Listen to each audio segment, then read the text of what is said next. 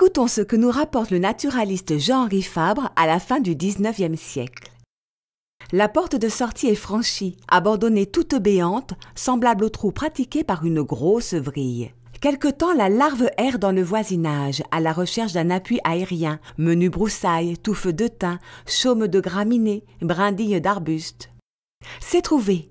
Elle y grimpe et s'y cramponne solidement, la tête en haut, avec les harpons des pattes antérieures qui se ferment et ne lâchent plus.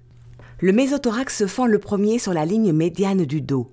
Les bords de la fente lentement s'écartent et laissent voir la couleur vert tendre de l'insecte. Presque aussitôt, le prothorax se fend aussi. En travers et au devant des yeux, l'enveloppe crânienne se rompt et apparaissent les stémates rouges. La partie verte mise à découvert par ces ruptures se gonfle et fait hernie surtout sur le mésothorax. La décortication fait de rapides progrès. Maintenant, la tête est libre. Le rostre, les pattes antérieures sortent peu à peu de leur fourreau. Sous la carapace, largement bâillante, apparaissent les pattes postérieures, les dernières dégagées. Les ailes se gonflent d'humeur. Chiffonnées encore, elles ressemblent à des moignons courbés en arc. 10 minutes ont suffi pour cette première phase de la transformation. Reste la seconde, de plus longue durée.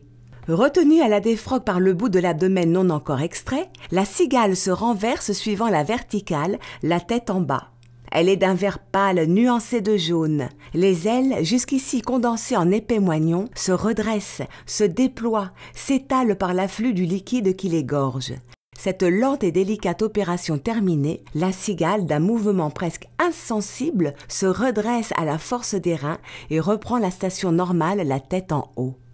Les pattes antérieures s'accrochent à la dépouille vide et, finalement, le bout du ventre est extrait de son étui. L'arrachement est terminé. En tout, le travail a exigé une demi-heure. Jean-Henri Fabre, Souvenirs entomologiques, 5e série, La cigale, la transformation.